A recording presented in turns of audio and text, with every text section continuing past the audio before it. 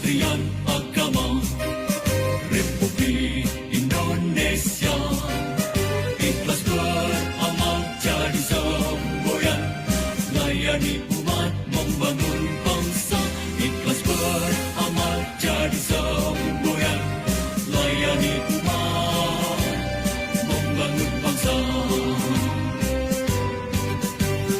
Berkhidmat untuk umat dalam keberagaman, bersatu padu bergerak dan berkarya wujudkan negeri yang damai. Berkhidmat untuk umat, membina, membimbing dan mendidik, wujudkan masyarakat taat beragama, wujudkan masyarakat sejahtera lahir dan batin.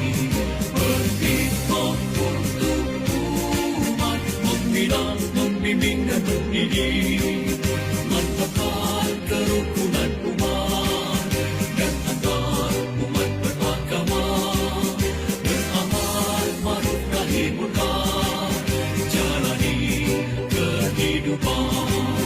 Khidmat untuk umat, untuk perdamaian, untuk Indonesia Jaya. Khidmat untuk umat, untuk perdamaian, untuk Indonesia Jaya. Berkhidmat untuk umat, membina, membimbing dan mendidik, wujudkan masyarakat taat beragama, wujudkan masyarakat sejahtera lahir dan batin. Berkhidmat untuk umat, membina, membimbing dan mendidik, mantapkan kerukunan umat dan antar umat beragama, beramal ma'ruf nahi munkar, jalani kehidupan. Khidmat untuk umat, untuk perdamaian, untuk Indonesia Jaya. Khidmat untuk umat, untuk perdamaian, untuk Indonesia Jaya.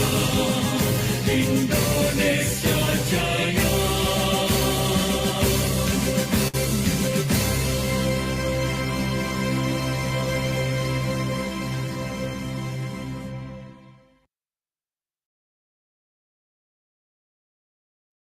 Oke, baik Bapak Ibu, selanjutnya doa yang akan dipimpin oleh Ketua Kelompok 3 kami persilakan. Pak Windu. Bismillahirrahmanirrahim. Sebelum kita memulai pembelajaran sinkronus pada hari ini, marilah kita berdoa. Semoga senantiasa diberikan kesehatan, kemudahan, dan kelancaran dalam pembelajaran sinkronus pada hari ini. Dan semoga ilmu yang diberikan Allah dapat mulai.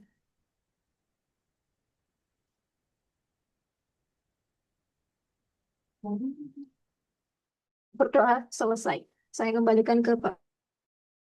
Oke, terima kasih Mbak Lisnawati. Untuk selanjutnya, mohon maaf, monitoring Pak Is, Bapak. Assalamualaikum Mas Wildan. Waalaikumsalam warahmatullahi wabarakatuh. Iya, Pak Is. Eh, Enggak. iya, Mana?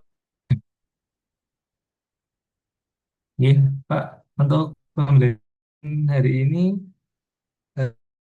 jam 15.30, Pak, karena tadi ada konfirmasi dari Bapak coach kelompok 1 dan kelompok 2 itu menghendaki jam 15.30 untuk Nggih. pembimbingan. Siap Mas. Mungkin enggak jam 3 insya Allah kita masuk. Oh, iya. Ngoten nggih, Bapak. Nggih, sekalian Siap, untuk siap. Ya. diinformasikan kepada Bapak Ibu kelompok 1, 2, dan 3 nanti pembimbingan setelah asar nih. Kemungkinan jam 15.30 Bapak Ibu standby atau mungkin lanjut di room ini nanti di breakout room. Ngoten Pak Rais, ngapunten untuk waktu dan tempat kami persilahkan Bapak Rais. Mas Wildan Setiadi eh, atas pengantarnya dan juga Bapak Ibu panitia yang lain. Assalamualaikum warahmatullahi wabarakatuh. Waalaikumsalam. Selamat siang ya, selamat eh, selamat ya. Sudah makan siang semua Bapak Ibu? Ya, Sambung, Pak. udah ya. Sudah, Mbak.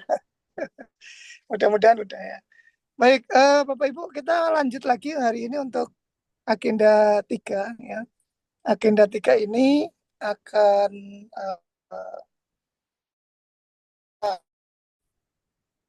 saya apa namanya isi ya dengan eh, dengan akan saya isi dengan beberapa eh, agenda. Pertama, Bapak, eh, yang pertama Bapak Ibu akan eh, melakukan presentasi dari tugas-tugas saya berikan kemarin ya, yang sudah saya berikan kemarin dan eh, hanya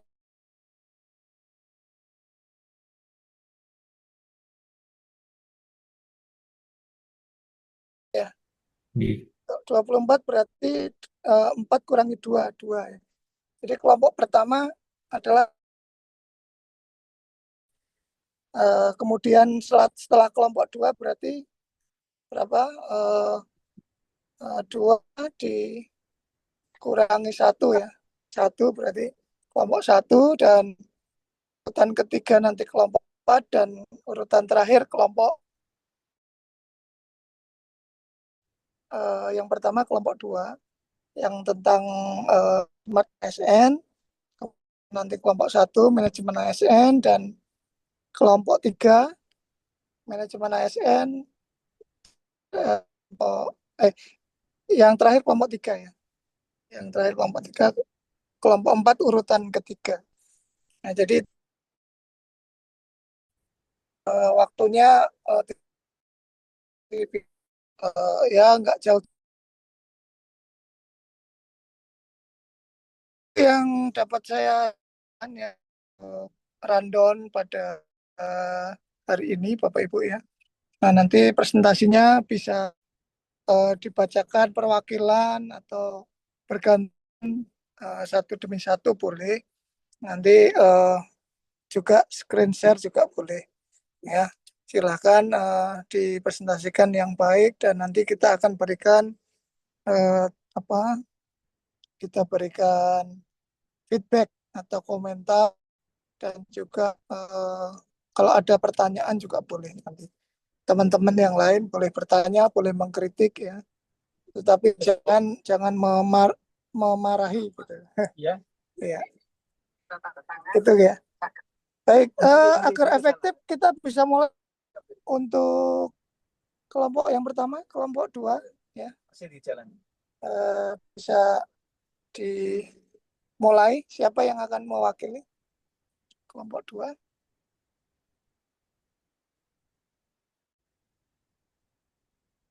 Mbak Vini ya. Vini Kurota ini ya. Silakan Mbak. Izin mempresentasikan tugas kelompok 2 ya, Pak. Nggih, nggih, nggih. Dalam tugas kali ini kami mengambil judul kasus implementasi Smart ASN dalam dokumentasi dan publikasi informasi di Madrasah Aliyah Negeri Purworejo.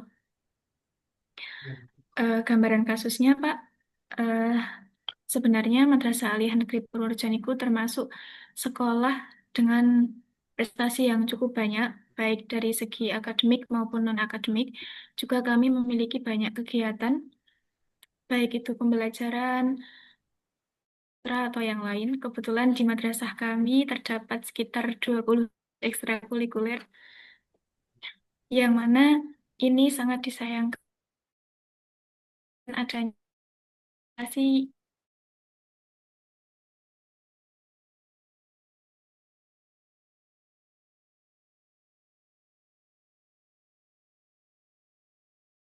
tidak dapat diakses oleh publik. Dan demikian yang terjadi kami, pengelolaan dokumentasi dan publikasi niku kurang optimal. Maka kelompok kami membahas sebagai berikut. Yang pertama, pembahasan permasalahan dokumentasi dan publikasi informasi di Madrasah Aliyah Negeri Purworejo. Yang pertama, informasinya kurang terupdate. Jadi sebenarnya kami sudah memiliki website dan media sosial resmi. Jadi wadah atau ruang untuk publikasi niku sudah tersedia sebenarnya. Akan tetapi karena pengelolaannya yang belum optimal, maka informasi yang tersedia di ruang-ruang tersebut belum update, masih informasi-informasi yang lama. Seterusnya, akses informasi, sebagian informasi masih bergantung pada melalui perantara guru wali kelas dan yang lain. Jadi sarana komunikasinya masih belum optimal. Kemudian, ya, kurangnya pemanfaatan digital, platform digital seperti website, website resmi dan media sosial sebenarnya memang sudah dimiliki oleh pihak madrasah, tetapi belum dikelola dan dimanfaatkan secara baik sebagai sarana dokumentasi dan publikasi informasi.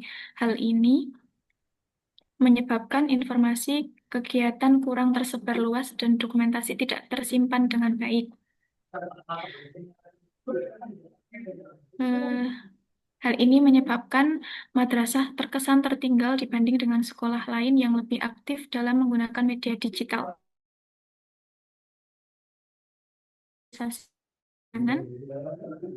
Yaitu belum standar secara jelas melalui SOP maupun pelatihan sehingga praktik publikasi berjalan seadanya tanpa acuan yang baku.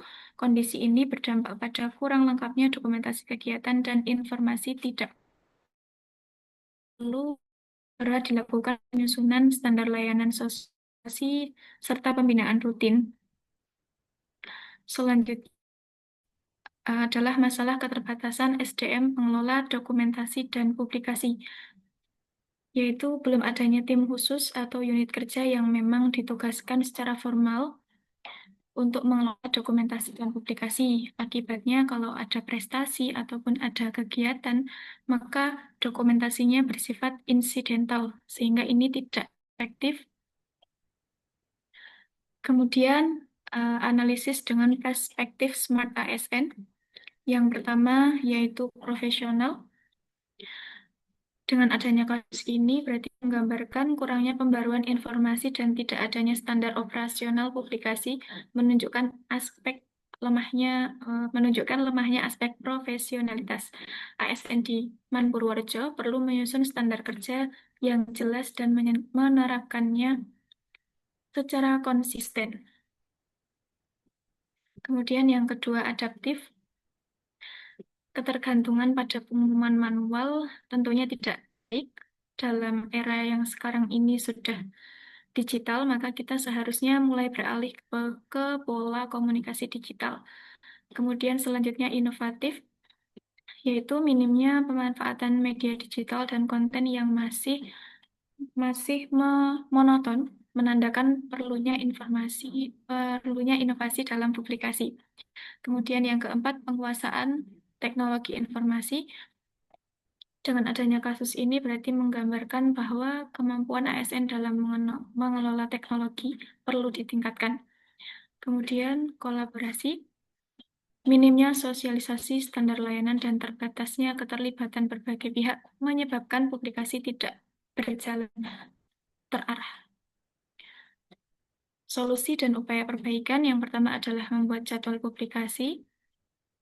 Kemudian yang kedua, mengoptimalkan media sosial populer agar informasi lebih terjangkau, menyusun SOP publikasi, mengadakan pelatihan pengelolaan media digital, kemudian pembentukan tim khusus pengelola dokumentasi dan publikasi. Bisa dari guru TIK, tim humas, atau perwakilan dari OSIS atau organisasi jurnalistik sekolah. Ya, demikian presentasi dari kami. Terima kasih, Bapak. Ya, baik, terima kasih Mbak Vini ya. Tadi ini yang menjadi problem itu di mana? Di sekolah itu karena apa itu? Media informasinya tidak apa? Tidak dikelola dengan baik atau bagaimana Mbak Vini? Ya, Bapak. Jadi sebenarnya kami sudah memiliki ruang untuk publikasi, tetapi sayangnya karena keterbatasan SDM dan juga pengelolaannya kurang, akhirnya tidak optimal, Pak. Jadi banyak prestasi yang tidak terekspos, terus kemudian kegiatan-kegiatan juga tidak terdokumentasi.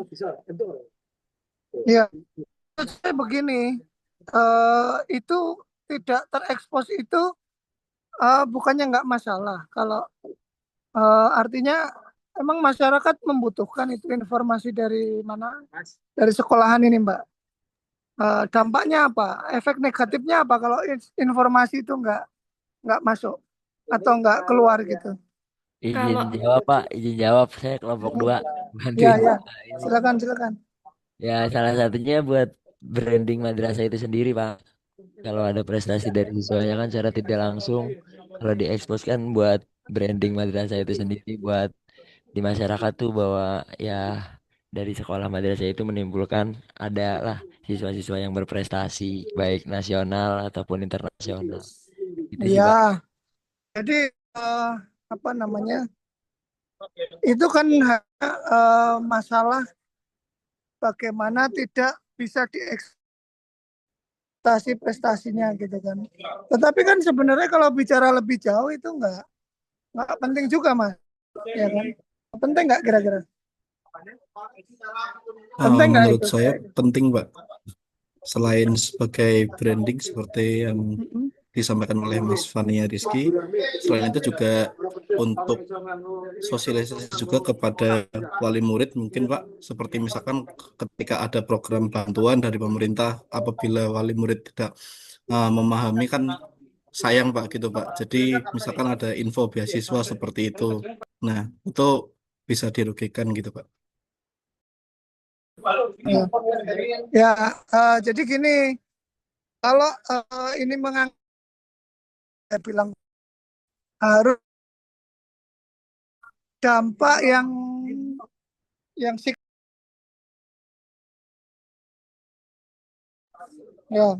Jadi dampak harus yang signifikan, Mas. Ya, dan yang lainnya juga jangan hanya berpikir dari sisi kita sendiri.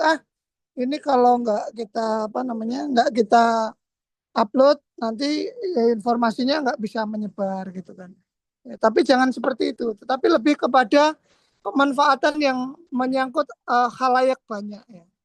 Contohnya misalnya kalau PPDB ya, PPDB itu sistemnya tidak bisa diakses dengan baik oleh masyarakat.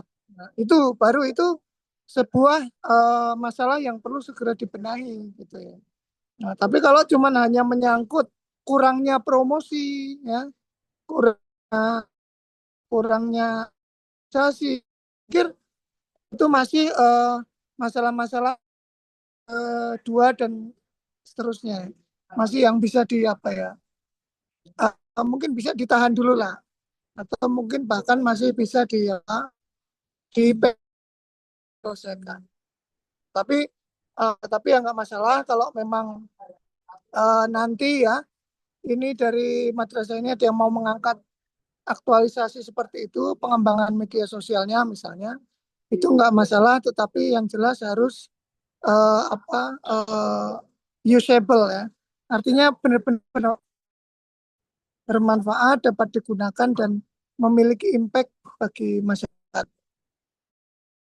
Tidak hanya bagi sekolah sendiri. Nah, mungkin itu saja yang dapat saya kasih masukan untuk kelompok berapa ini? Kelompok 2 ini kita berikan applause ya. Kita berikan applause dan luar biasa. Nanti bisa menjadi bahan untuk ide bagaimana merancang aktualisasi. Itu kan Mas Ahmad Mutakin. Selanjutnya kelompok 1 bisa mempersiapkan diri, silakan. Baik, Bapak. Izin untuk share screen di Bapak.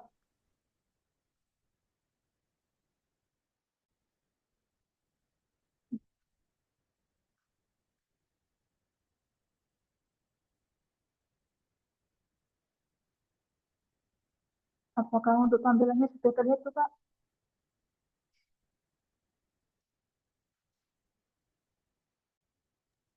Mbak Dia Iya. Siti Tima, oh ini dari BDK Mbak Fatima ya. Bapak. Oke, lanjut. Untuk nanti penjelasannya akan diberikan oleh masing-masing anggota kelompok 1, Bapak. Sebelumnya, Assalamualaikum warahmatullahi Ketuanya aja. wabarakatuh. Bantuin itu, Pak. Banyak share screen. Untuk Oke, ketuanya, Mas lanjut. Oke.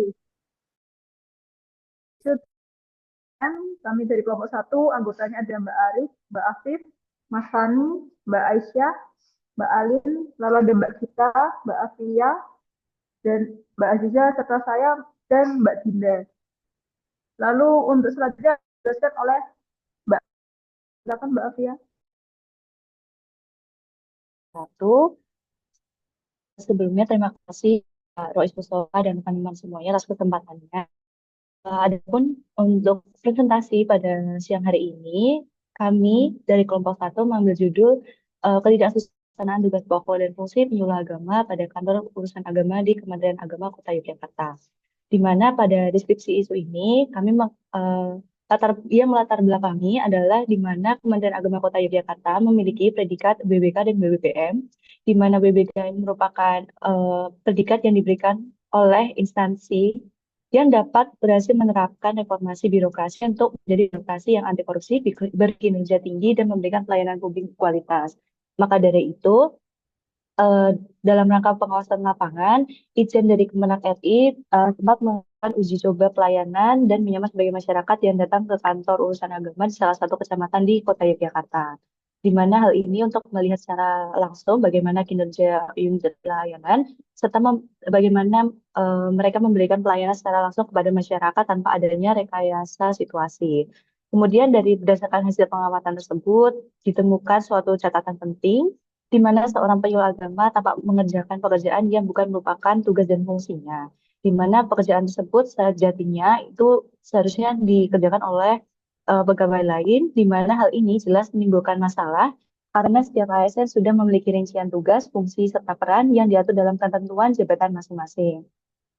Berdasarkan fenomena ini, maka terdapat ketidakaturan dalam distribusi tugas dan fungsi di lingkungan KUA. Maka dari itu, bisa menyebabkan seorang pegawai ini melaksanakan tugas di luar perannya, dan di sisi lain juga menyebabkan tugas pokoknya ini menjadi terabaikan, Bapak. Kemudian kondisi ini juga menunjukkan bahwa implementasi manajemen ASN, khususnya dalam hal pembagian tugas, pengawasan kinerja, dan penerapan sistem merit belum berjalan secara optimal. Maka dari itu, KUA ini juga sempat mendapatkan teguran dari Itjen mengenai hal tersebut, penyimpanan terhadap prinsip manajemen ASN. Ini bisa dilanjutkan oleh teman-teman yang lain. Baik, izin melanjutkan. Analisis isu yang telah disampaikan sebelumnya di atas, kami analisis berdasarkan manajemen ASN. Yang pertama terkait kedudukan dan peran, di mana seharusnya penyuluh itu pedas penguat moderasi beragama. Antupaksinya menunjukkan peran strategis tersebut belum dijalankan secara optimal karena penyuluh ini sebenarnya bukan ranahnya, sehingga perannya tidak maksimal. Yang kedua, terkait hak dan kewajiban, di mana ketidaksesuaian tupoksi ini membuat hak penyuluh tidak sepenuhnya terpenuhi, karena keahlian mereka tidak digunakan sesuai profesinya. Sementara itu, kewajiban utama mereka juga menjadi terabaikan, sehingga kinerja penyuluh kepada masyarakat menjadi kurang efektif. Yang selanjutnya bisa disampaikan oleh Untuk analisis isu yang selanjutnya berdasarkan manajemen ASN, yang ketiga itu adalah kode etik dan kode perilaku. Sebagai ASN, penyuluh wajib berpegang pada kode etik antara lain terkait profesional, akuntabel, dan berorientasi pada pelayanan publik.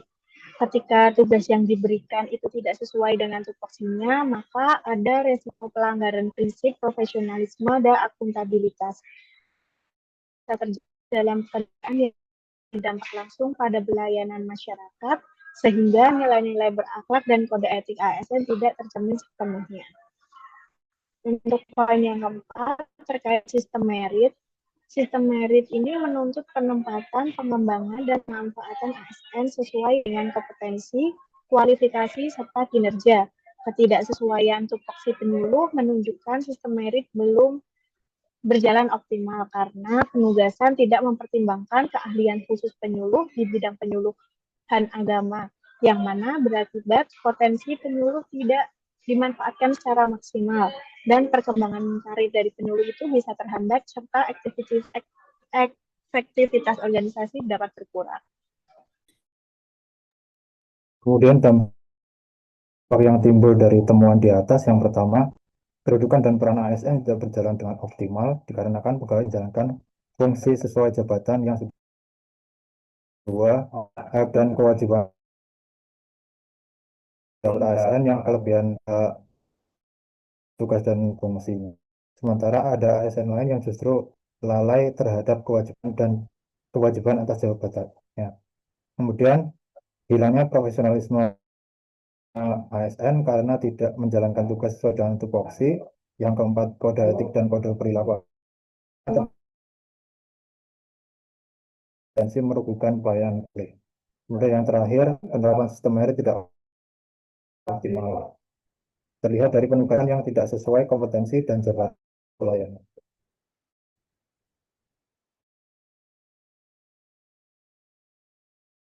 Individu ASN sendiri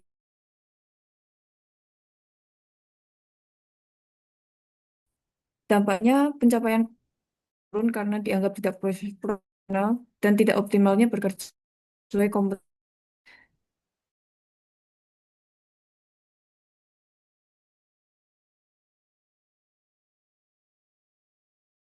Tidak optimal di posisi yang Yang ketiga ada mana sebagai penerima manfaat layanan mereka menjadi korban langsung dari buruknya penerapan manajemen ASN. Lalu sehingga dari situ dapat menghilangkan kepercayaan kepada instansi. Lalu yang keempat ada Kementerian Agama secara kelembagaan. Akuntabilitas instansi ini dipertanyakan akibat lemahnya pengawasan dalam pengelolaan. Kedua ada reputasi instansi di mata masyarakat menurun akibat pelayanan publik yang tidak tepat sasaran.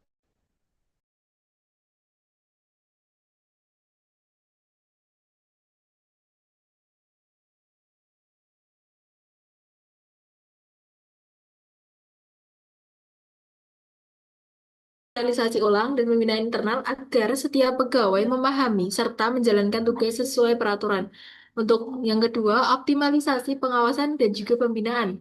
Kepala KUA sebagai pimpinan langsung kinerja rutin sesuai mekanisme manajemen kerja ASN. Untuk yang ketiga, penerapan sistem merit, yaitu menempatkan ASN sesuai kualifikasi, kompetensi, dan kerja, bukan sekedar ketersediaan tenaga. Untuk yang terakhir, penegakan kode etik ASN, yaitu memberikan teguran atau sanksi disiplin kepada pegawai yang melaksanakan TUSI sebagai bagian dari manajemen ASN berbasis akuntabilitas. Alternatif penyelesaian berikutnya yaitu pengembangan kompetensi ASN melalui pelatihan dan bimbingan teknis agar pegawai semakin paham dalam perannya dan mampu memberikan pelayanan profesional. Selanjutnya, sistem rotasi atau redistribusi tugas. Ini dilakukan jika terjadi kekurangan pegawai. Rotasi ini dilakukan sesuai mekanisme resmi, bukan sekedar dialihkan secara informal. Kemudian penerapan reward dan punishment pegawai yang disiplin serta sanksi bagi yang tidak melaksanakan tugas sesuai tupoksi. Dan terakhir, forum diskusi internal atau koordinasi rutin. Mengadakan rapat koordinasi rutin untuk menyamakan persepsi tugas fungsi, prioritas tugas, dan alur kerja antar pegawai maupun unit. Selanjutnya yaitu kesimpulan, isu yang terjadi di atas merupakan isu yang sangat penting untuk segera diatasi. Hal ini dikarenakan sebagai seorang ASN hendaknya selalu berusaha mengimplementasikan nilai dasar berakhlak. Selain itu, penerapan manajemen ASN harus terus diintegrasikan ketika menjalankan tugas sesuai dengan profesi masing-masing. Apabila seseorang ASN tidak mengintegrasikan nilai dasar berakhlak dan manajemen ASN dengan baik dan bijak, akan membawa dampak negatif bagi individu, masyarakat, maupun instansi yang bersangkutan, seperti kurang puasnya masyarakat terhadap kinerja ASN, serta memperburuk penilaian masyarakat terhadap instansi pemerintahan. Isu ini menjadi bukti bahwa manajemen ASN belum terlaksana dengan baik, sehingga diperlukan penerapan sistem merit agar pegawai dapat menjalankan tugas dan fungsinya sesuai dengan jabatan yang ia emban untuk mendukung kinerja yang lebih baik dan pelayanan publik yang maksimal. Terima kasih. Baik, terima kasih. Kelompok 1 ya tentang manajemen ASN. Tadi disampaikan bahwa di Kemenak Kota Jogja ini sudah WBPM ya? Sudah atau belum? Sudah Bapak, BBK dan Sudah. BBBM Pak. Sampun. WBPM sudah ya? Sampun Bapak. Ya, tapi kok masih terjadi ya ternyata pelaksanaan tugas dari KUA ini apa namanya dari penyuluh ini tidak sesuai dengan tusi atau tupoksinya gitu. Memang ada Iya, dua Pak. hal nih Bapak Ibu ya yang perlu diupdate nih. Ini cukup krusial khususnya bagi Bapak Ibu analis hukum ya atau analis perancang analis peraturan undang-undangan ini bisa dikaji. Termasuk yang analis kepegawaian atau analis SDM ya. Tolong saya dikoreksi atau kalau ada informasi ini saya dibantu. Yang pertama sesuai dengan PMA terbaru tentang KUA ya. KUA itu sudah tidak di bawah Kementerian Agama kota atau kabupaten ya. Cek ya PMA terbaru tentang KUA. Jadi KUA itu sekarang adalah sebuah UPT. UPT. Nah, UPT itu di situ kedudukannya dia bertanggung jawabnya kepada Dirjen ya. Dalam arti dalam hal ini Dirjen Bimas Islam yang itu di bawah dari Direktorat Pembinaan KUA, Bina KUA ya. Nah, cuman saya belum tahu apakah pegawai-pegawai dari KUA ini masih ngeling ke Kemenak kabupaten atau kota. Ini yang saya belum tahu ya. Karena ini PMA ini ditandatangani Oktober 2024. Jadi masih berlaku Bapak Ibu ya. Masih berlaku. Nah, ini sebenarnya udah say goodbye kepada kasih Bimas itu KUA sudah say goodbye kalau dalam hal ini. Udah nggak ada urusannya. Ya. Coba cek silahkan PMA KUA ya sebagai UPT. Nah, kembali ke tadi masalah penugasan ya. Ini juga dialami teman-teman di madrasah misalnya. Guru-guru itu ada yang sering dapat job ngajar di luar dari kompetensinya itu sering. Misalnya guru matematika suruh ngajar matematika suruh ngajar fisika mungkin ya atau suruh ngajar TI nyambi ya. Karena kekurangan personil katanya. Alasannya kekurangan SDM. Ini beberapa kali saya sampaikan ya. Kalau masalah seperti ini adalah masalah dari manajemen ya. Dari level manajerialnya itu kurang pas. Ya. Kurang pas karena apa? Terlepas dari itu tadi penyuluh itu terus dia bergerak sendiri mau sendiri itu lain lagi. Tapi kan ada penugasan ya. Penugasan dari atas itu kan ada. Jadi seorang leader pimpinan itu ya dia yang mengendalikan memang. Kalau sampai ada seorang pimpinan yang terus dari sebuah perbuatan itu dia mengelak itu dia yang namanya responsibility ya. Tidak jauh. Nah, pasti kita kan Ya, ada strukturnya, ya, udah jelas. Misalnya di Kemenak kota kabupaten ya nomor satu orangnya siapa? Ya kepala Kemenaknya. Baru nanti di level bawahnya ada Kasubag TU, ada Kasih, ya. Baru ke staf-stafnya, terus jabatan fungsional juga. Tapi penanggung jawab penuh itu manajerial di top manajemennya di kepala Kemenak gitu. Nah, kalau sampai ada pembagian tugas yang tidak sesuai dengan tupoksi, ya, itu harus diselidiki mulai dari penugasan tadi. Ya. Saya sewaktu dulu menjabat Kasubag TU, ya, dan waktu saya di struktural, itu setiap pegawai di mejanya itu saya printkan job desk-nya. Misalnya Mbak Fatimah, Prakom, ahli pertama, job desk sendiri terus di print. Kalau perlu di laminating, ya, ditempelkan di samping meja kerjanya. Ini loh kerjaan kamu tuh ini. Itu kalau di swasta sudah terbiasa ya seperti itu. Jadi bagaimana terbiasa dengan SOP, bagaimana terbiasa dengan tugas pokok dia itu wajib. Ya. Jadi kita kerja tiap hari itu nggak ngelambiar.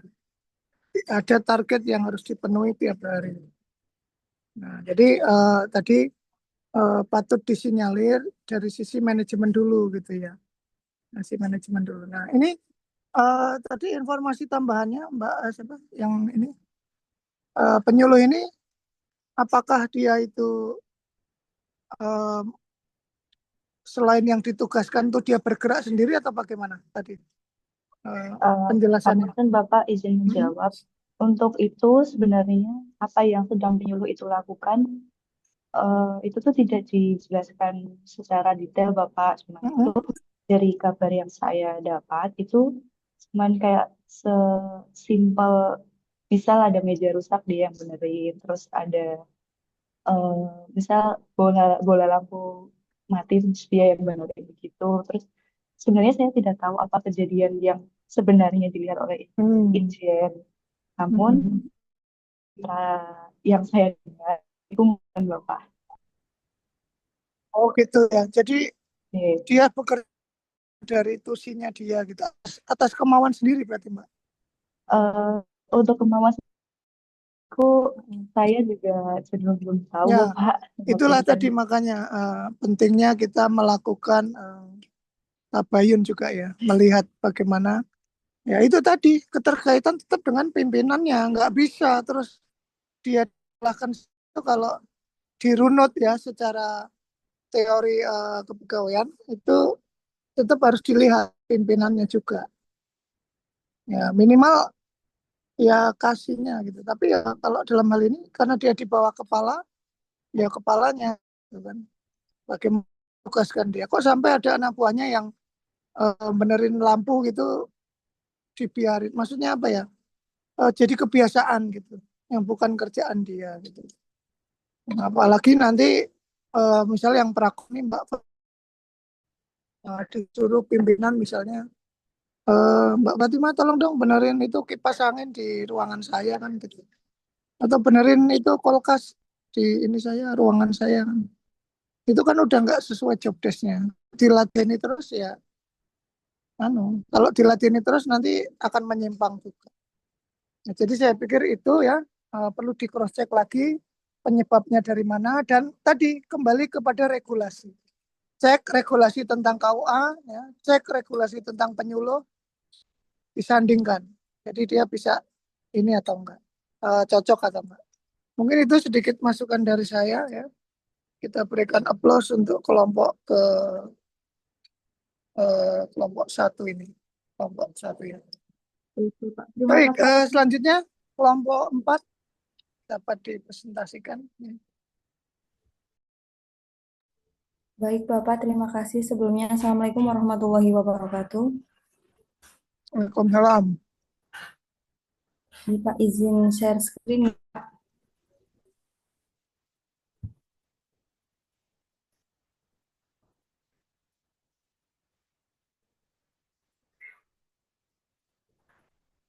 Apakah sudah terlihat jelas untuk share screen-nya?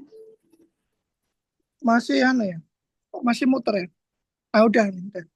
Oh, baik, Bapak. Saya Risma nanti di sini izin untuk mengawali presentasi untuk tugas kelompok identifikasi dan deskripsi isu mengenai implementasi Smart ASN. Jadi, untuk Smart ASN merupakan konsep dan juga sistem platform digital yang bertujuan untuk membentuk aparatur sipil negara ASN yang memiliki kompetensi digital, berintegritas tinggi, adaptif, dan juga mampu memberikan pelayanan publik yang berkualitas di era serba teknologi. 4 pilar digital yang ada pada Smart ASN ini yaitu yang pertama adalah digital skill, yang kedua digital culture, yang ketiga digital etik, dan yang keempat digital safety.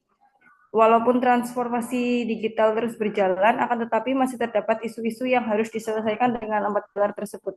Di sini kami kelompok 4 mengambil isu tentang rendahnya motivasi belajar siswa karena kurangnya penerapan pembelajaran bervariasi di MTSN 4 Brebes.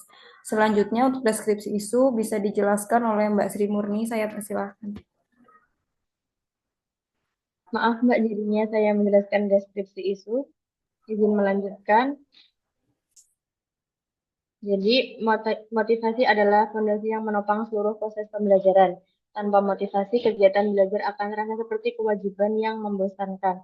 Sedangkan dengan motivasi, belajar menjadi sebuah petualangan yang menyenangkan dan bermakna.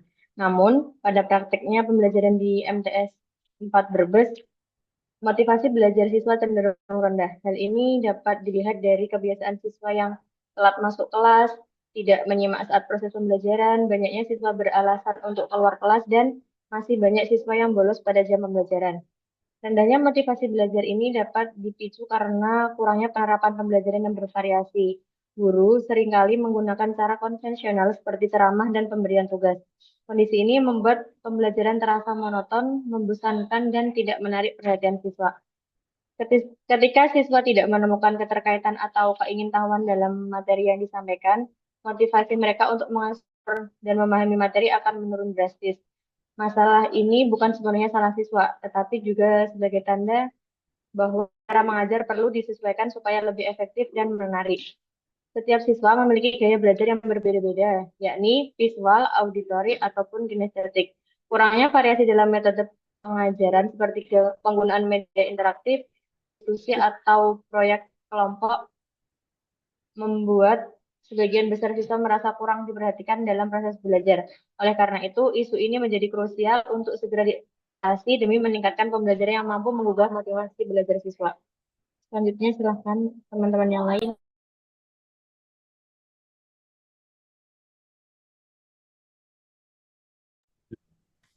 Baik, terima kasih, akan saya lanjutkan. Yang kedua adalah strategi pemecahan isu. Yang pertama adalah A. Digital skill. Minimnya variasi dalam metode pembelajaran membuat guru cenderung menggunakan cara konvensional, sementara siswa sehari-hari sudah akrab dengan dunia digital. Ketidaksesuaian ini membuat siswa merasa pembelajaran tidak menarik dan kurang relevan dengan kehidupan mereka. Untuk mengatasi hal tersebut, penerapan digital skill dapat menjadi solusi. Digital skill mencakup kemampuan menggunakan perangkat, aplikasi, dan media digital untuk mendukung kegiatan belajar. Dengan membekali siswa keterampilan digital, pembelajaran dapat dikemas lebih kreatif, interaktif, dan variatif, sehingga mendorong motivasi belajar yang lebih tinggi. Penerapan digital skill dapat dilakukan melalui pelatihan sederhana, misalnya cara membuat presentasi interaktif, mengolah data menggunakan aplikasi, hingga membuat konten edukasi berupa video atau infografis. Guru juga dapat memanfaatkan berbagai platform seperti Google Workspace, Canva, Padlet, atau aplikasi kuis interaktif untuk melibatkan siswa secara langsung. Dengan begitu, siswa tidak hanya menjadi konsumen teknologi, tetapi juga mampu menjadi kreator yang aktif dan produktif. Selain itu, penguasaan digital skill menumbuhkan rasa percaya diri siswa. Mereka merasa memiliki kemampuan yang baru yang berguna, baik dalam kegiatan belajar maupun kehidupan sehari-hari. Hal ini menciptakan suasana belajar yang lebih menyenangkan, variatif, dan sesuai dengan perkembangan zaman. Pada akhirnya, motivasi belajar siswa meningkat karena pembelajaran tidak lagi monoton. melainkan menghadirkan pengalaman belajar yang bermakna dan menantang. Baik, selanjutnya akan dilanjutkan oleh teman yang lain.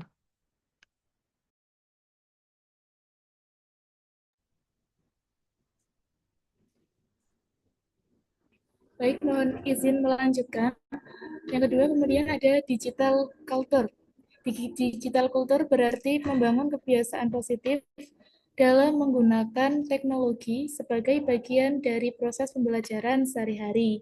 Dengan menumbuhkan budaya digital di sekolah, siswa terbiasa memanfaatkan perangkat dan aplikasi bukan hanya untuk hiburan, tapi juga sebagai sarana belajar yang kreatif, kolaboratif, dan menyenangkan.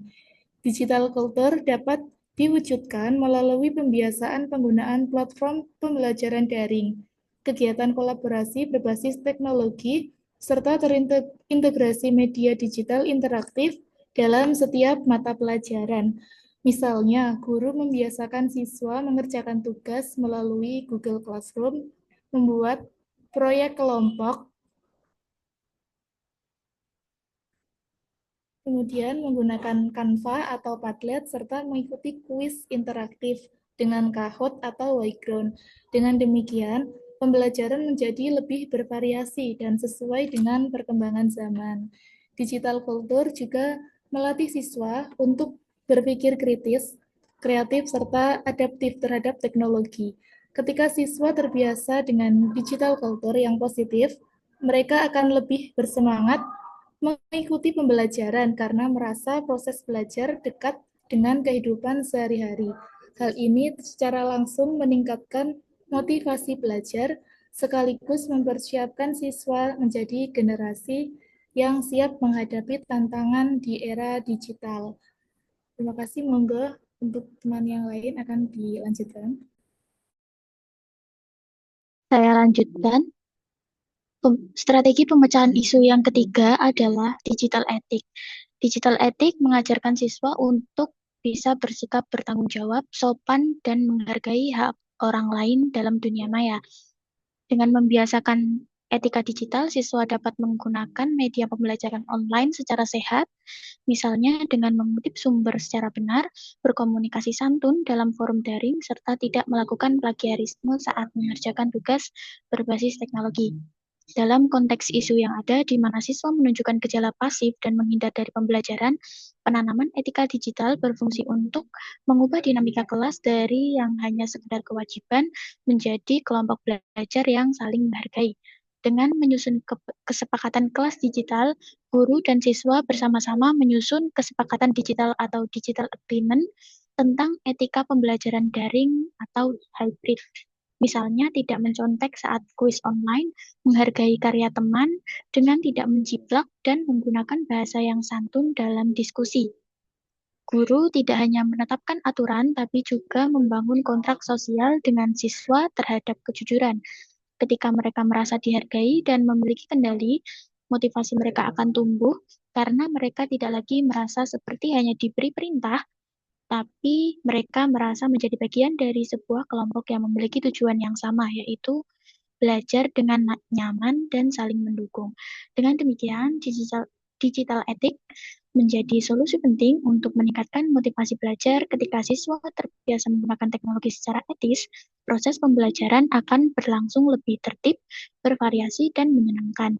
Hal ini membuat siswa lebih termotivasi karena merasa dihargai, dilibatkan, dan diarahkan untuk menjadi generasi cerdas serta beretika di era digital. Selanjutnya akan dilanjutkan oleh teman yang lain. Silakan. Saya lanjutkan. Selanjutnya, strategi digital safety. Penerapan digital safety dapat dijadikan solusi dengan membekali siswa dan guru mengenai keamanan digital, sehingga proses pembelajaran berbasis teknologi dapat dilakukan secara lebih aman, menarik, dan bervariasi. Penerapan digital safety mencakup edukasi tentang cara menjaga keamanan akun, melindungi data pribadi, serta menggunakan aplikasi pembelajaran yang aman dan ramah anak. Selain itu, adanya aturan etika penggunaan gawai di kelas membantu siswa lebih disiplin dan fokus pada kegiatan belajar. Guru juga dapat mengintegrasikan digital safety dalam setiap variasi pembelajaran, misalnya saat menggunakan media interaktif seperti Quizzes, Kahoot, atau Google Classroom. Dengan rasa aman dan terlindungi, siswa akan lebih percaya diri, berani mencoba hal baru, dan merasa nyaman dalam mengikuti pembelajaran bersama. Dengan demikian, penerapan digital safety bukan hanya melindungi siswa dari risiko dunia maya, tetapi juga menjadi landasan penting untuk menghadirkan pembelajaran yang lebih bervariasi dan menyenangkan. Dampaknya, motivasi belajar siswa akan meningkat karena mereka merasa pembelajaran lebih relevan dengan kehidupan sehari-hari, serta sesuai dengan perkembangan teknologi. Sekian presentasi dari kelompok ini.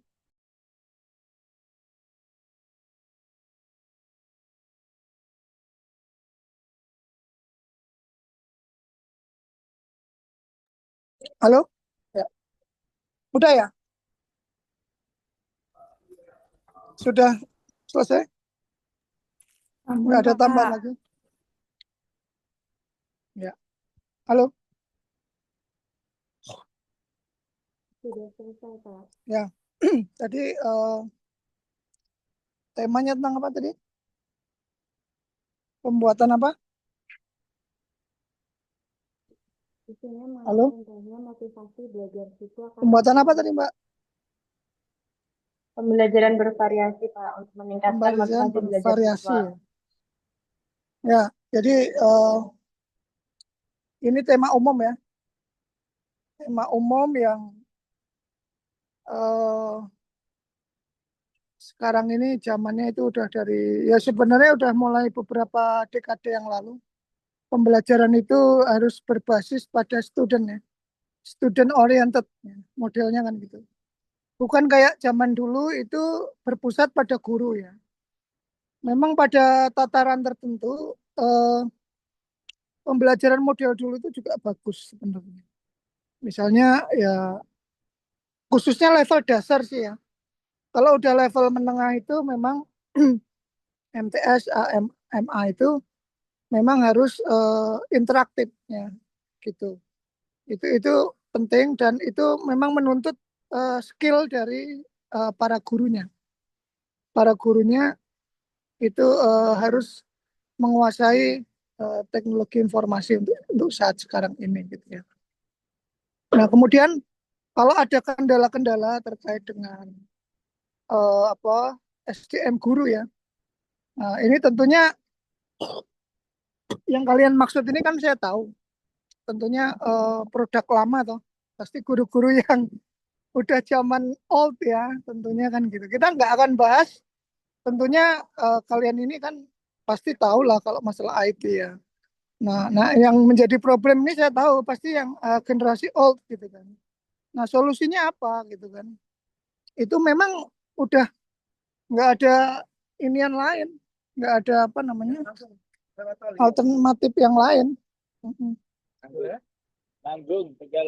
Alternatif yang lain yang apa namanya eh, harus diselesaikan ya melalui yang namanya apa Bapak Ibu ya melalui kalau saya selalu menyarankan itu yang harus sabar gitu Bapak Ibu harus sabar jadi eh, mengajari mereka kalau itu nggak bisa dipaksakan juga kalau misalnya ada guru yang udah sepuh apalagi mau pensiun ya nggak bisa kita maksakan dia pakai teknologi media pembelajaran nggak bakalan Bapak Ibu nggak bakalan jadi itu omong kosong kalau Bapak Ibu itu memang orang yang telaten banget ya orang anaknya sendiri aja belum tentu bisa ngajarin kok sampai dia bisa banget tuh saya nggak yakin ya ada beberapa yang memang tipe pembelajar guru-guru itu bagus ya mampu nanti tapi secara umum ya kita harus sabar dan mungkin kita alihkan untuk teknik pembelajaran yang lain. Nah, mungkin itu yang dapat saya tambahkan ya. Secara umum kita harus membantu para generasi old itu yang memang ya masih cukup gaptek lah boleh dikatakan seperti itu. Gitu ya. Kita berikan aplaus untuk kelompok yang ketiga ini, keempat ya, keempat ya. Yang berikutnya kelompok yang terakhir silahkan dipresentasikan. Iya, saya izin untuk share screen ya, Pak.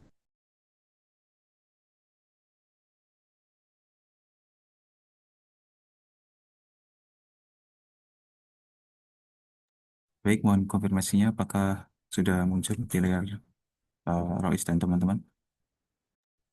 Sudah, Mas. Yang izin. Bismillahirrahmanirrahim. Assalamualaikum warahmatullahi wabarakatuh. Selamat siang, Pak Rois dan teman-teman, termasuk Pak Wildan dan panitia lainnya. Di sini saya Muhammad Barontuko. Saya hanya akan menjadi operator, saya screen share atau share screen, yang mana nanti akan diambil alih oleh Mas Zaki sebagai penyampai atau presenter utama dalam kesempatan presentasi pada siang hari ini untuk dari dari kelompok tiga. Di sini sebelum saya memberikan waktunya pada Mas Zaki, izinkan saya untuk menyampaikan bahwa judul analisis isu yang kami ambil yaitu pelanggaran akuntabilitas dalam manajemen ASN, studi kasus penyalahgunaan akun absensi di madrasah negeri di Wonogiri. Oke, untuk anggota kelompok 3, di sini ada 10 orang, sama seperti yang lain juga, yang dimulai dari Mbak Husnul, Mbak Disnawati, Mbak Marwa, Mas Maul, saya sendiri, kemudian Mbak Maulina, kemudian ada Mas Zakri, kemudian Mas Muiz, Mas Noval, dan Mbak Nurul Afifah. Oke, untuk awalan seperti itu. Untuk kemudian selanjutnya saya berikan pada Mas Zaki. Monggo Mas Zaki. Baik, terima kasih atas waktunya. Bismillahirrahmanirrahim. Assalamualaikum warahmatullahi wabarakatuh. Untuk pendahuluan, pertama-tama latar belakang kelompok 3 untuk mengangkat terkait dengan isu penyalahgunaan absensi atau akun pusaka yang bisa kita tahu kalau di Kemenak menggunakan akun pusaka, dikarenakan adanya sebuah perilaku menyimpang yang ditemukan ketika kami di Kabupaten Wonogiri di unit kepegawaian itu melakukan monet atau monitoring dan evaluasi di salah satu madrasah di Wonogiri. Di sana ternyata ketika saya lihat di jam-jam krusial, jam-jam 1, jam 2 itu ternyata tidak ada guru sama sekali di tempatnya. Hal ini ternyata saya usut kembali, ternyata ada penjaga sekolah yang sudah kong kali kong dengan beberapa ASN. Akhirnya mereka ini tidak, istilahnya absen pulang, diabsenkan oleh penjaga sekolah tersebut. Ini terkait dengan masalah utama yang kita angkat. Berdasarkan hasil identifikasi permasalahan di lingkungan institusi pendidikan tersebut, ditemukan adanya penyalahgunaan akun guru oleh penjaga sekolah. Jadi penjaga sekolah ini yang menjadi backingan ketika guru-guru misalnya ada yang terlambat atau ingin pulang sebelum waktunya, apalagi jam-jam krusial tersebut, akhirnya penjaga sekolah ini mempunyai, kita telusuri mempunyai akun-akun dari guru-guru tersebut. Analisis faktor penyebab masalah. Pelanggaran akuntabilitas dalam manajemen ASN ini melalui praktik titip absen di sekolah pada dasarnya berakar dari lemahnya integritas individu serta rendahnya kesadaran etika profesi sebagai aparatur negara. Selain itu mungkin masih kurangnya pengawasan dari kantor Kemenak Wonogiri terkait dengan absensi, terkait dengan pengawasan absensi, sehingga perlu adanya pengawasan dan kontrol internal turut memperkuat maraknya penyalahgunaan akun absensi. Selanjutnya, Mas. Solusi yang kita berikan untuk jangka pendek untuk mengatasi permasalahan penyalahgunaan akun absensi, pertama, madrasah perlu menggunakan pengamanan akun absensi untuk mengganti seluruh password guru dan melarang keras pemberian akses pada pihak non-ASN. Ini sebenarnya sudah beberapa kali sudah mulai digerakkan di Kabupaten Wonogiri, yaitu ada namanya sidak. Kita selalu memberikan himbauan agar ASN tidak sama sekali memberikan akses pusaka kepada rekan kerja atau orang lain, sehingga bisa jujur atau bisa berintegrasi, bisa benar-benar absen dan hadir sesuai dengan aturan yang berlaku. Kedua, pengawasan harian harus diperketat melalui apel pagi dan sore serta pengecekan silang kehadiran. Bisa ketika apel bisa diupload dan diberikan laporannya sehingga itu bisa terlihat foto-foto pegawainya apakah sudah lengkap atau belum. Ketiga, diperlukan tindakan tegas berupa teguran lisan atau tertulis kepada guru yang menitipkan absen. Kalau di dalam Undang-Undang ASN sudah jelas ada beberapa HUDIS atau hukuman disiplin yang sudah berlaku.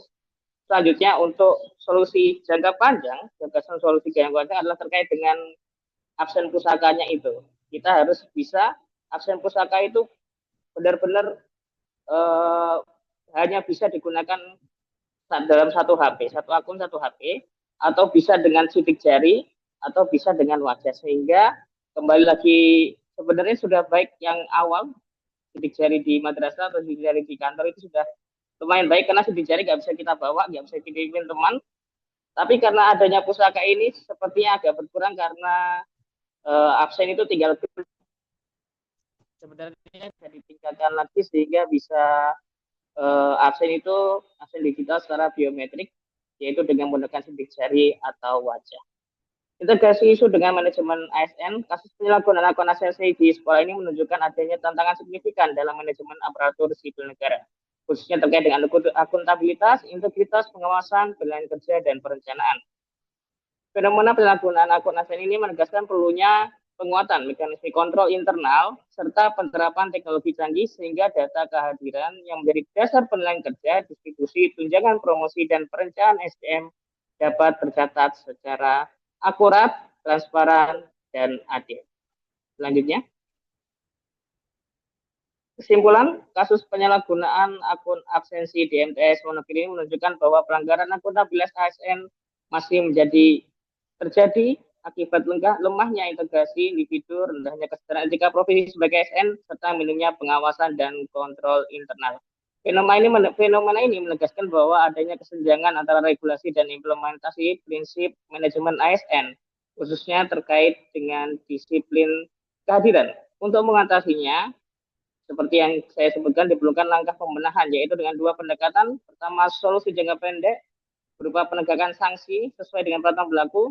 Kedua, solusi jangka panjang yaitu digitalisasi ASN berbasis biometrik, penguatan sistem pengawasan, serta audit internal berkelanjutan. Terima kasih, mungkin itu yang dapat saya sampaikan. Kurang lebihnya mohon maaf. Wassalamualaikum warahmatullahi wabarakatuh. Waalaikumsalam warahmatullahi wabarakatuh. Baik, tadi Silakan. Berapa ini? Terakhir ya. Sudah memaparkan. Ya, ini udah kedengeran nggak nih? Kedengeran nggak? Izin saya, silakan. Halo? Silakan, Mbak. Kedengeran nggak? Sudah terdengar. Kedengeran, ya? Pak. Takutnya nggak, ini kan saya pakai headset ya. Oke.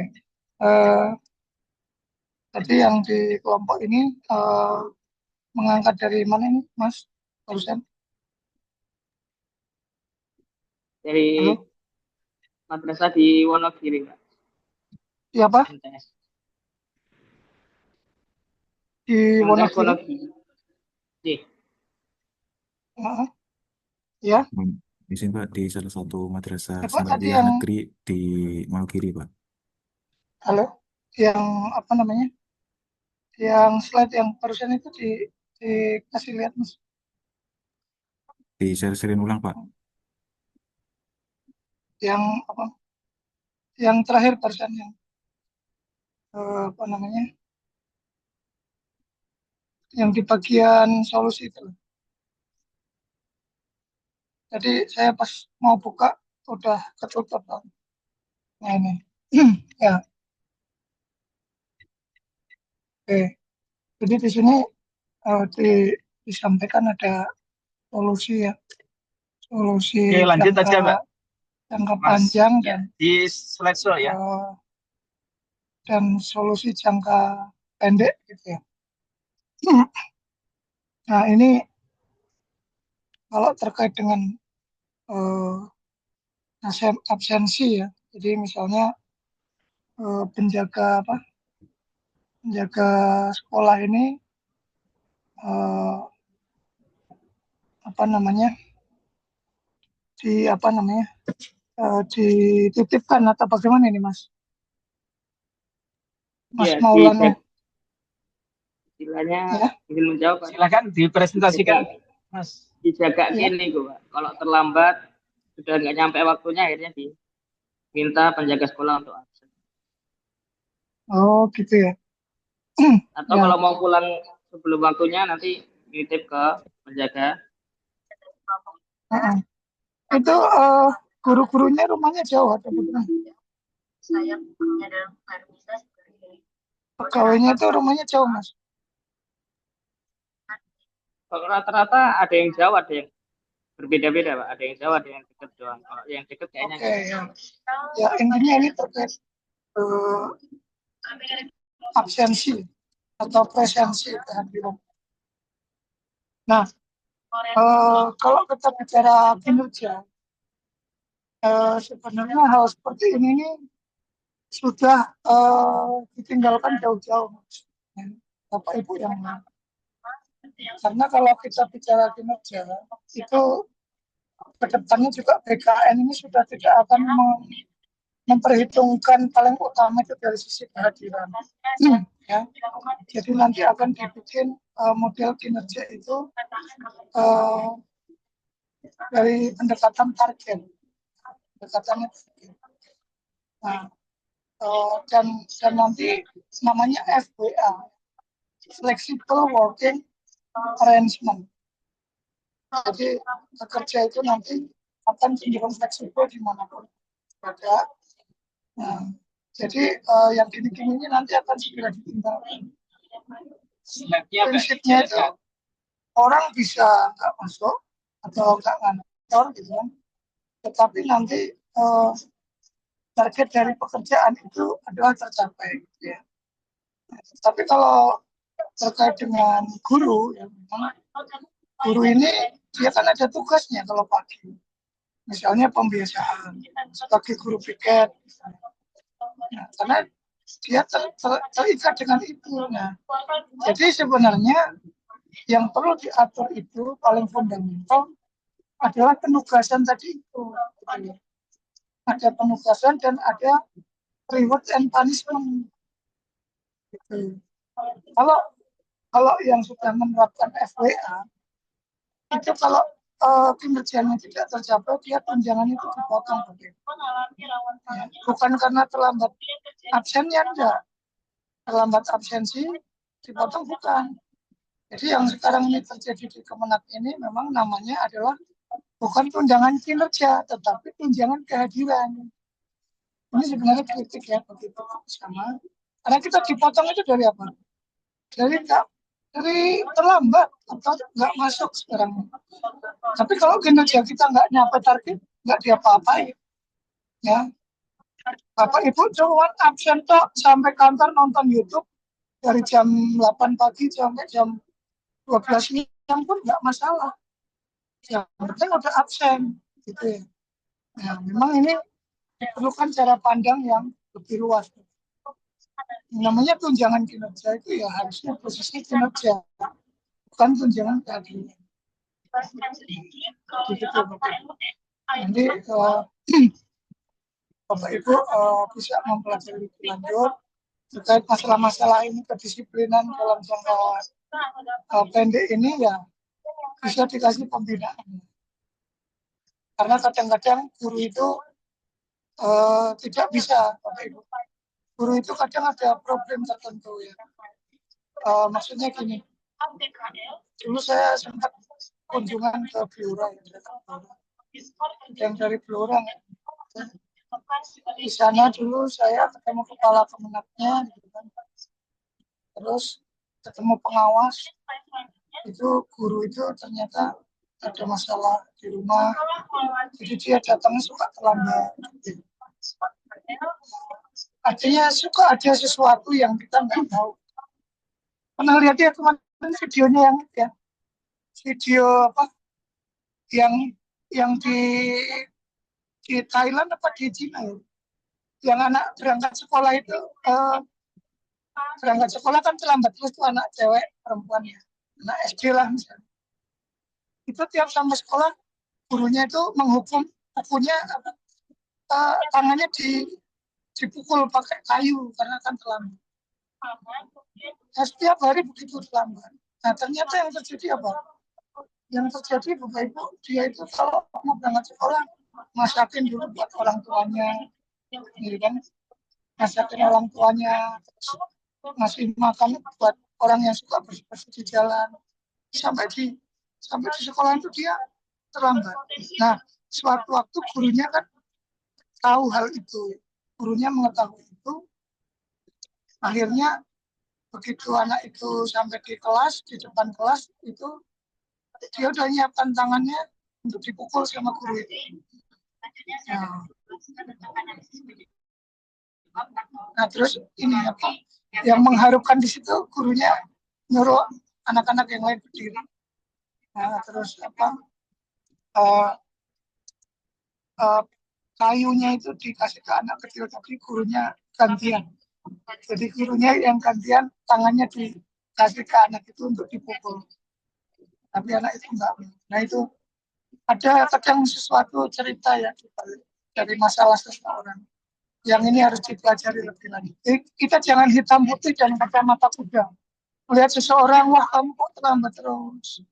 Kamu kok ini suka mungkin nggak kelihatan di kantor. Nah jangan. Kita harus ada sisi kebijaksanaan. Kadang ya orang itu masalahnya juga macam-macam. Kadang seperti itu. Ya mungkin itu aja beberapa pesan moral ya khususnya dari saya terkait kinerja dan kehadiran sesuatu hal yang memang itu berbeda dan kita harus hati-hati menyikapinya. Itu Bapak Ibu ya. Dan Bapak Ibu selalu berkinerja ya. Bagaimanapun kondisinya dan juga secara kedisiplinan juga tetap menjaga gitu. Jadi kalau kerja memang harus masuk 7:30 ya masuk gitu. Tetapi juga kinerjanya dicapai. Itu ya. Terima kasih. Saya berikan aplaus untuk kelompok yang terakhir ini. Luar biasa ya. Oke. Berikutnya kita satu lagi ya presentasi, tetapi yang untuk tugas makalah ya. Tugas makalah ini akan saya pilih satu orang aja ya. Satu orang ini sebaiknya siapa ya kira-kira?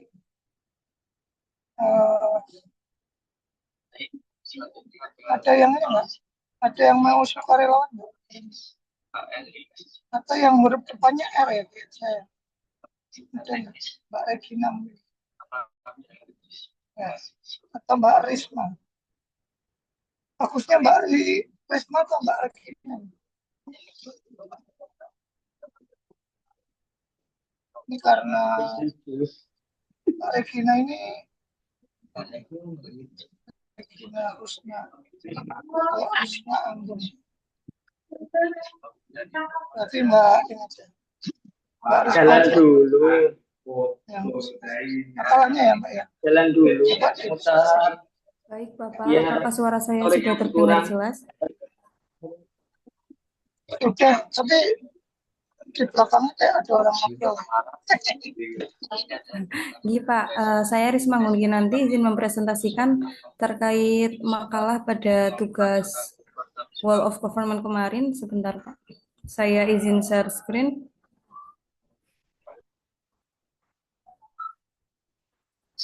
Ya, Apakah share screen saya sudah terlihat dengan jelas Bapak dan teman-teman semua? Sedang proses Mbak, saya masih muter. masih muter ya Mbak? Sekarang sudah. Nah, ini udah.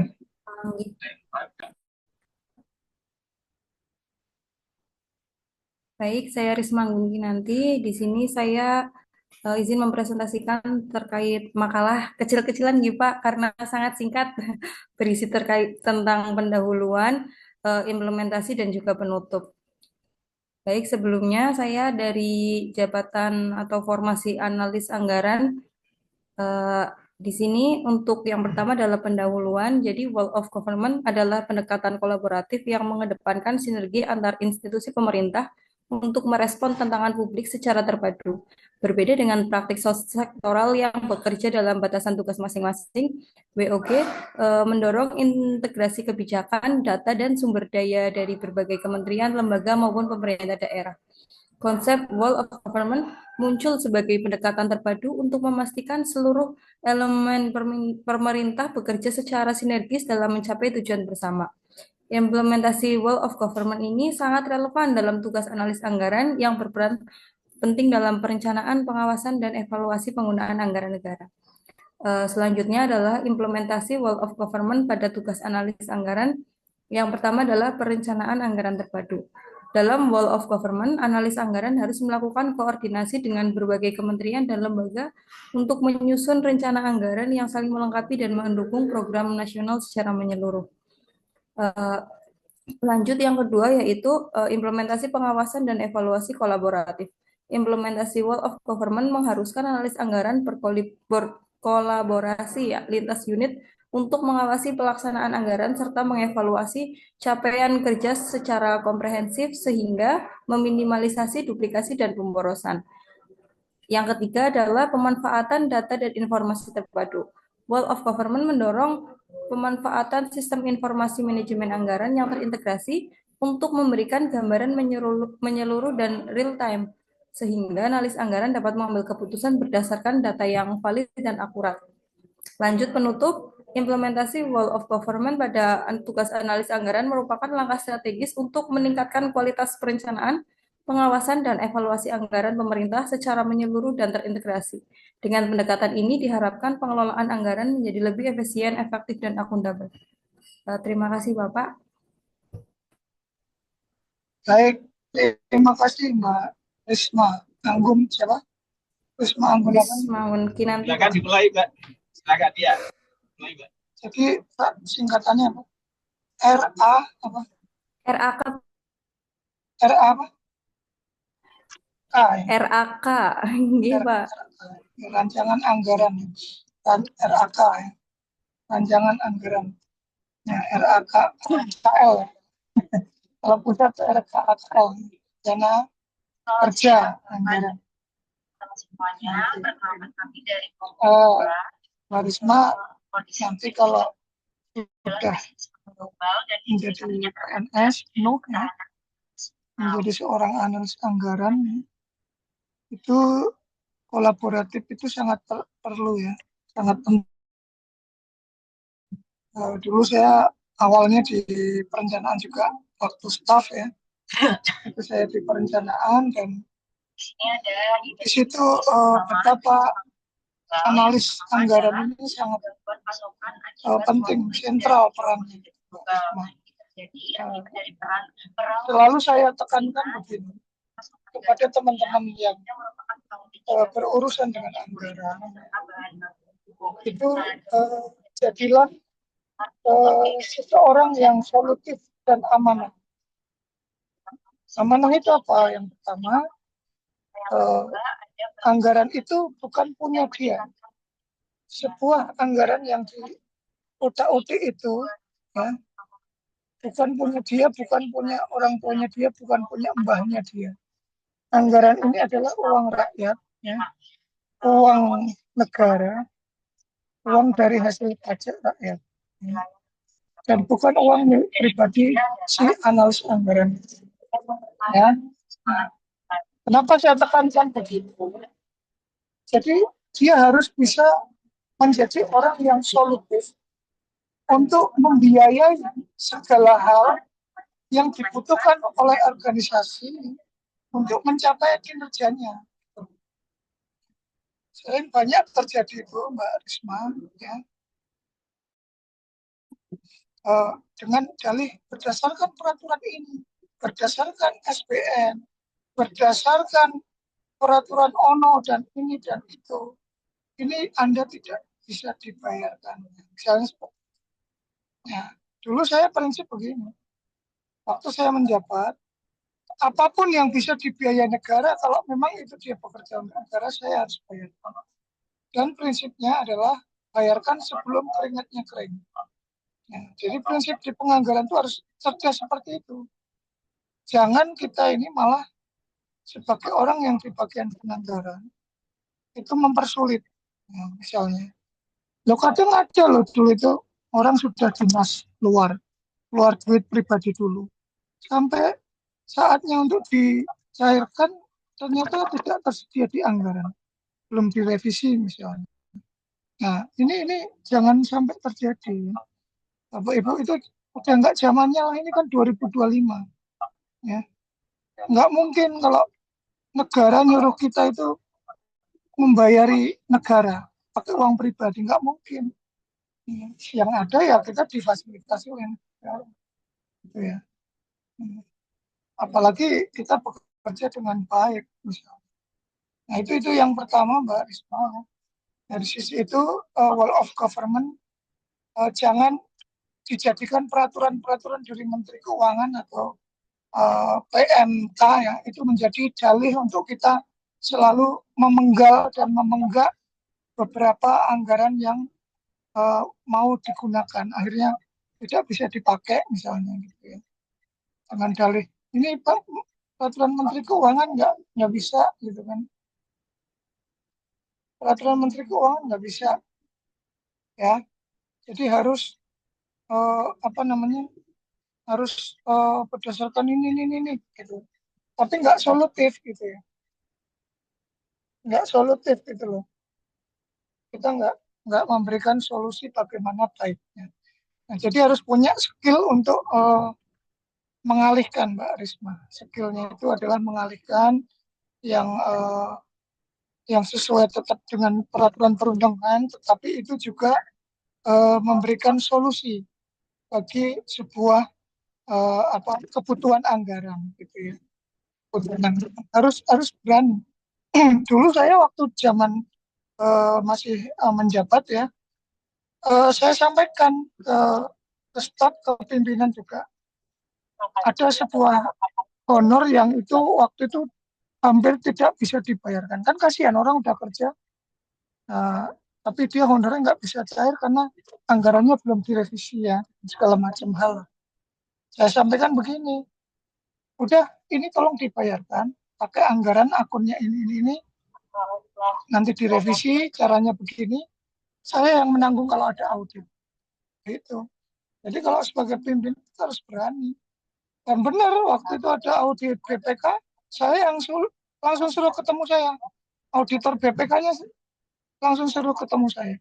Malah nggak berani, Pak saya sama staf Bapak aja.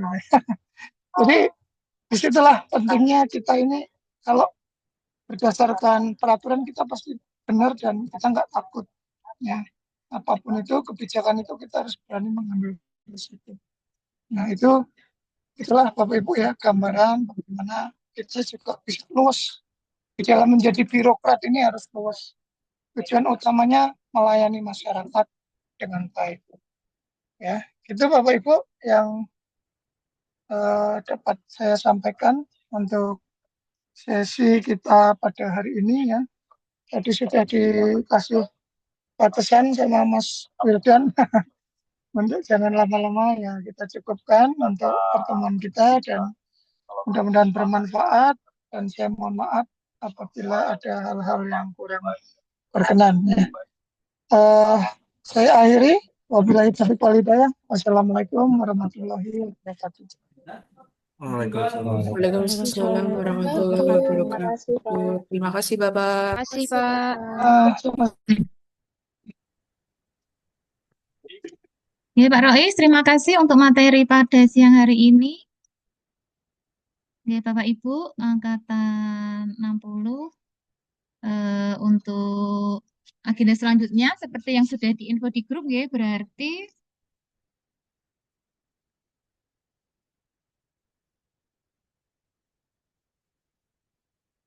nanti jam kelompok 2 jam 15.30 masuk, kelompok 3 jam 16, kelompok 4 tadi sudah jam 10:10. Oke, baik, untuk pertemuan kita pada sore hari ini, Bapak Ibu bisa istirahat dulu, nanti untuk pembimbingan Silakan masuk sesuai dengan waktu yang telah ditentukan dan mohon hadir 10 menit sebelum pelaksanaan pembimbingan. Nggih. Gitu ya, mungkin dari Mas Wildan atau Mbak Afi ada yang ingin disampaikan? Mau bertanya. Baik, kalau tidak ada, kita akhiri kegiatan ini dengan membaca tahmid bersama. Alhamdulillahirabbil alamin. Bapak Ibu, silakan bisa live Zoom, kemudian nanti bisa masuk kembali sesuai dengan jadwal pembimbingan 10 menit sebelum pembimbingan dimulai. Oke, kami akhiri. Assalamualaikum warahmatullahi wabarakatuh. Waalaikumsalam warahmatullahi wabarakatuh.